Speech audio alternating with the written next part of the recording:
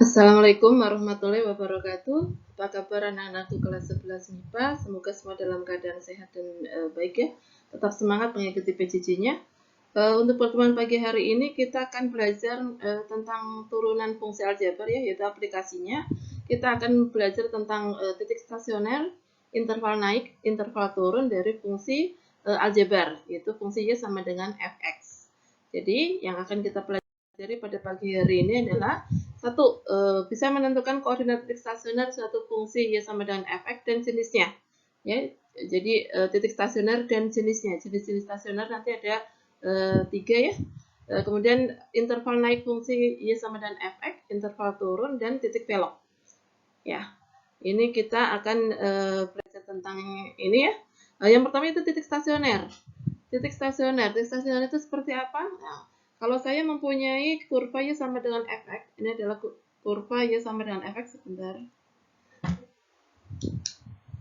Y sama dengan fx, sebentar, saya pakai pulpen warna hijau.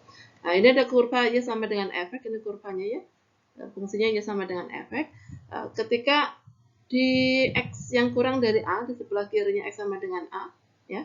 Sebelah kiri ini kurvanya adalah naik ya. Kalau naik kita kasih tanda plus.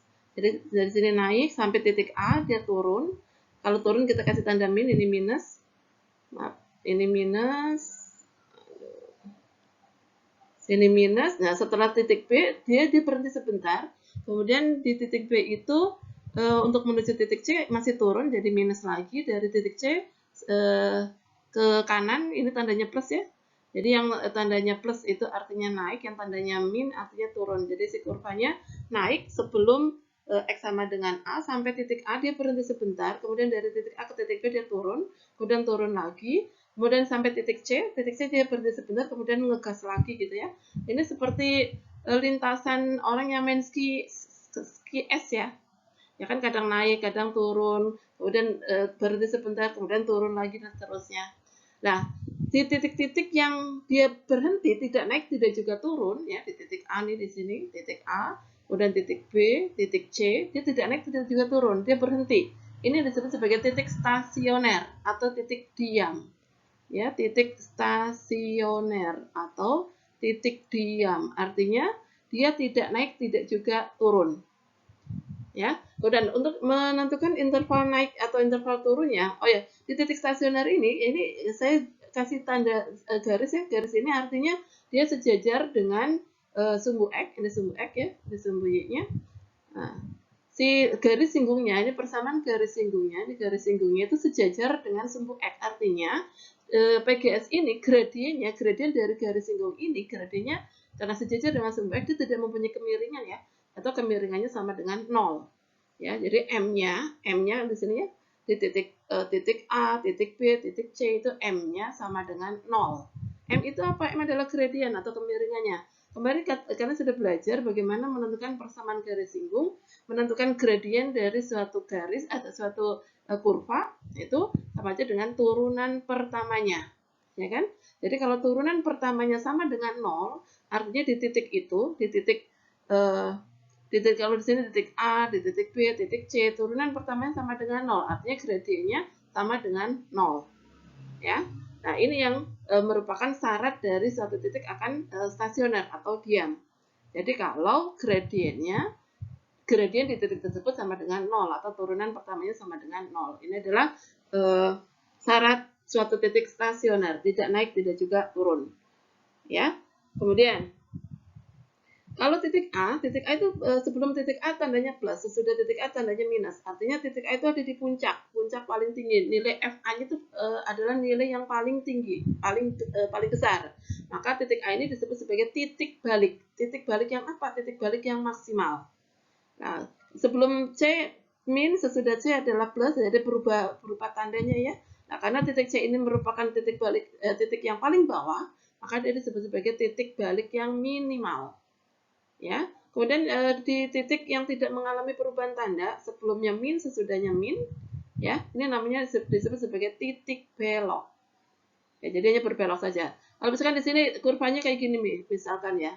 Nah, ini di sini dia di sini dia berbelok saja, misalnya di sini adalah titik D juga sebelumnya plus, sesudahnya juga plus, maka titik D disebut sebagai titik belok juga. Ya, jadi jenis stasioner itu ada dua ya, merupakan titik belok dan titik balik dan titik belok. Titik balik ada dua, yaitu titik balik yang maksimal, artinya paling tinggi nilai F-nya, dan titik balik yang minimal, artinya nilainya yang paling kecil. Dan satu lagi adalah titik belok. Titik belok adalah titik yang tidak mengalami perubahan tanda sebelum dan sesudah titik tersebut, titik stasioner tersebut. Ya, jadi di sini ditekankan bahwa titik stasioner tercapai apabila Y aksen untuk F aksen X-nya harus sama dengan 0. Ini syarat stasioner. Oke, kita lanjut. Nah, kemonotonan fungsi ini sebenarnya masih terkait dengan gambar yang tadi atau grafik yang tadi ya. Jadi kalau di sini ada titik katakanlah di sini titik A ya. Ini titik A koordinatnya adalah X-nya A, ini kan A, FA katakanlah FA. Jadi X-nya dimasukkan ke X sama dengan A dimasukkan ke fungsi F, jadi FA. Nah, sebelum titik A ini si grafiknya kan naik ya, ini naik, kemudian dari di titik A ini kemudian turun, ini minus, di titik sampai titik B, katakanlah di titik B koordinatnya ya B, FB katakanlah seperti ini, yang kayak seperti yang tadi ya, sesudah B adalah naik. Nah, untuk menentukan interval naik atau interval turun dari grafiknya sama dengan Fx, ya naik itu dari X sama dengan A ke kiri, artinya X-nya kurang dari A. Kalau dari A sampai dengan B, yang ini ya, dari A sampai dengan B yang ini A sampai dengan B, berarti dia turun. Ya kan? Kemudian dari B ke kanan, berarti X-nya yang lebih dari B, dia naik lagi. Oke? Nah, untuk fungsi naik pada selang interval I, ini terjadi, naik itu terjadi kalau jika X1 kurang dari X2, katakanlah di sini X1 nih, ini X1, sini X2-nya. Atau X2-nya anggap aja sebagai A lah. Nah, dari X1 sampai X2 atau sampai dengan A, X1 kan segini ya. Ini F X1-nya segini nih. Lebih rendah daripada X2-nya. X2-nya kan di sini nih. Ini F X2-nya. Berarti dia akan ini Fx1-nya. Fx1 lebih kecil daripada Fx2. Ya kan? Maka disebut si fungsi Fx ya itu pada intervalnya dan interval yang naik. Tapi kalau di sini ini X1-nya, X1-nya yang ini, misalkan ini X1, yang ini X2-nya, di sini X2-nya. Berarti Fx1 dibandingkan dengan Fx2, ya.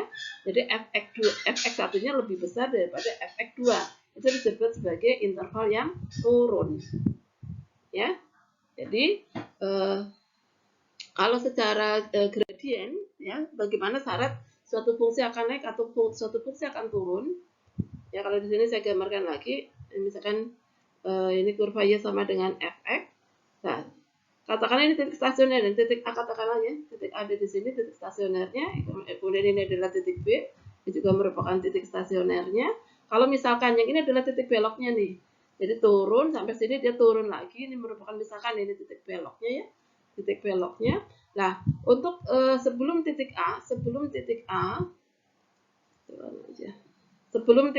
ini kan intervalnya naik ya, sesudah dari A ke titik B atau kalau misalkan di sini ada titik belok sampai titik C, ini tandanya minus, ini minus ya, sini karena naik lagi berarti tandanya plus sesudah titik B ya, sesudah titik B ke kanan tandanya plus. Nah, kita akan mencari syarat bagaimana suatu fungsi itu akan naik. Nah, naik yang tandanya plus. Oh, lihat ini adalah garis singgungnya nih. Garis singgungnya ternyata mempunyai gradien. Ya, gradien garis singgungnya karena miring ke kanan berarti gradiennya positif. Ini M-nya yang positif. M itu apa?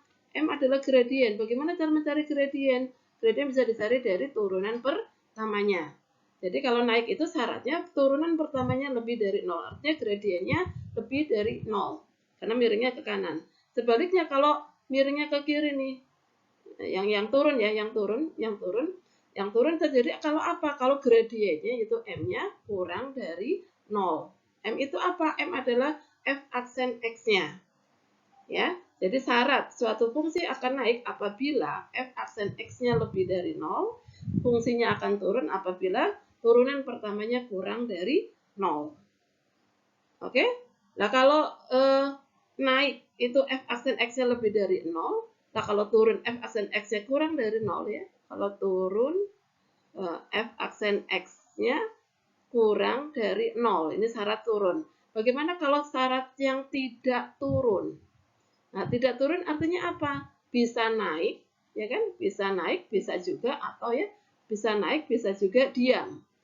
Jadi tidak turun, tidak juga naik. Jadi bisa naik, bisa juga diam. Jadi syaratnya apa supaya tidak turun? Berarti f aksen x-nya naik itu lebih dari, diam itu sama dengan. Jadi ada tanda sama dengannya nih. Ini untuk yang tidak turun. Kalau yang tidak naik juga sama, f aksen. Kalau tidak naik artinya tidak naik, berarti bisa turun, bisa juga diam. Artinya f aksen x-nya kurang dari atau sama dengan 0. Itu untuk yang tidak naik. Oke, saya kasih contoh. Oh, ini silakan ini ya, disimpulkan. Jadi syarat stasioner. Jadi f akan mencapai stasioner apabila syaratnya apa? F aksen x-nya harus sama dengan 0. Ini stasioner. Naik, tadi apa syaratnya? F aksen x-nya gradiennya ya lebih dari 0. Turun.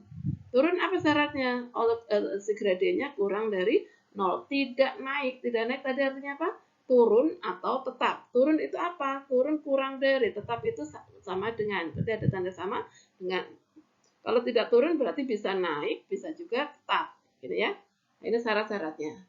Nah, untuk jenis stasioner, tadi saya bilang ada dua ya, titik balik atau titik belok.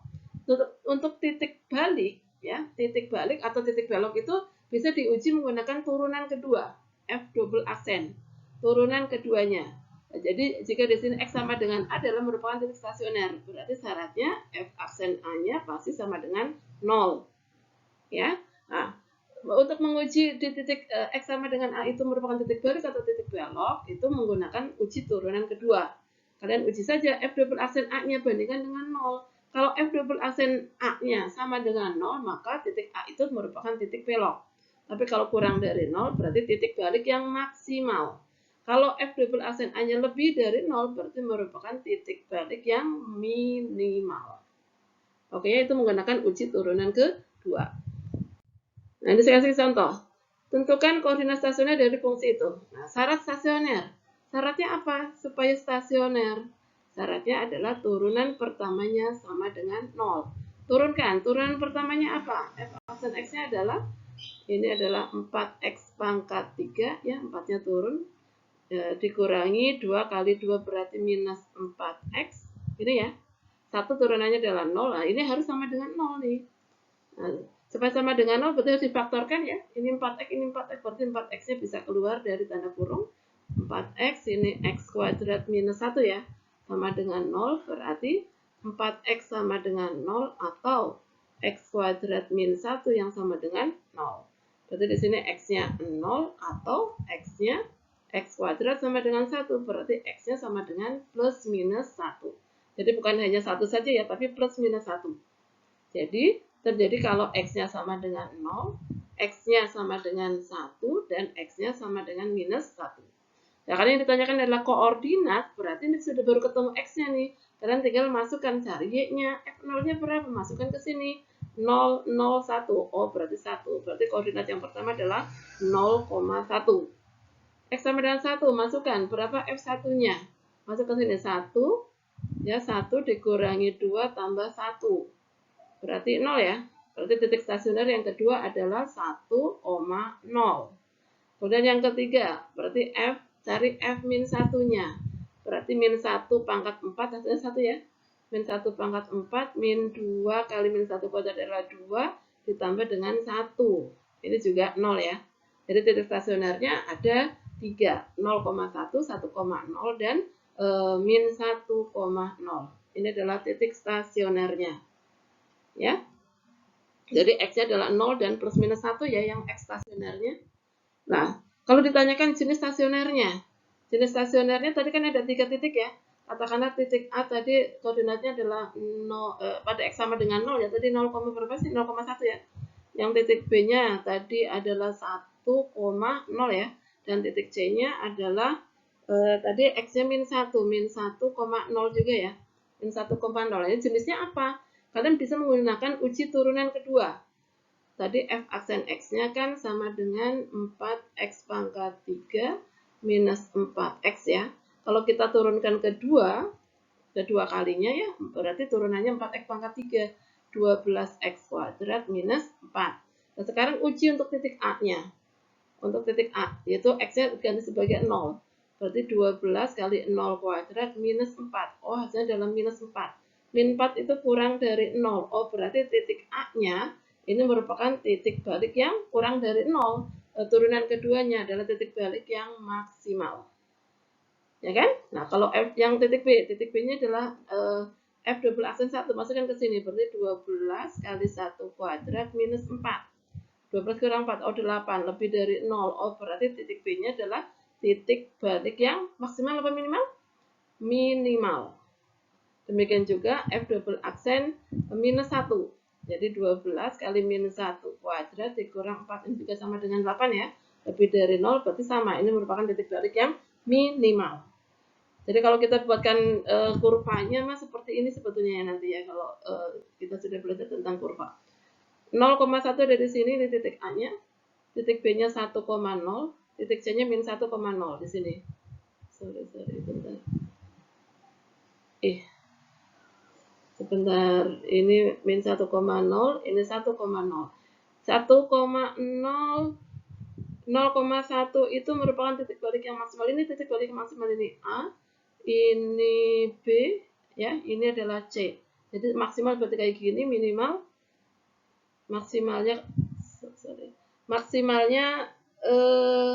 ini minimal, ini minimal. Oh, berarti kayak gini ya. Kayak gini, nah dari sini naik atau kayak gini turun sampai sini naik, turun lagi sampai sini naik lagi. Jadi kurvanya kalau digambarkan seperti ini. Ini kurvanya, sini naik sampai titik B naik lagi. Ini turun kayak gini ya. Nah, kalau digambarkan kurvanya seperti ini adalah y atau fx sama dengan ya, fx sama dengan ini x pangkat 4 min 2x kuadrat plus 1. Ini kalau digambarkan dari jenis stasionernya. Oke? Contoh ini yang kedua yaitu interval naik. Tadi interval naiknya syaratnya apa sih? Syarat interval naik atau syarat naik jika turunan pertamanya lebih dari 0. Tadi turunan pertamanya sudah 4x pangkat 3 min 2 kali 2 berarti 4x. Nah, ini harus lebih dari 0. Nah, ini adalah menyelesaikan pertidaksamaan polinomial. Langkah pertama kan apa ya? Langkah pertama, tentukan pembuat 0 fungsi. Pembuat 0 fungsi berarti 4x pangkat 3 min 4x harus samakan dengan 0. Tadi sudah ketemu ya, 4x dikalikan dengan x minus x kuadrat min 1 sama dengan 0. Berarti x-nya 0 atau x kuadrat sama dengan 1, berarti x-nya sama dengan plus minus 1. Ya kan? Setelah itu, letakkan pada garis bilangan, pembuat 0 fungsinya ada 3 di sini ya.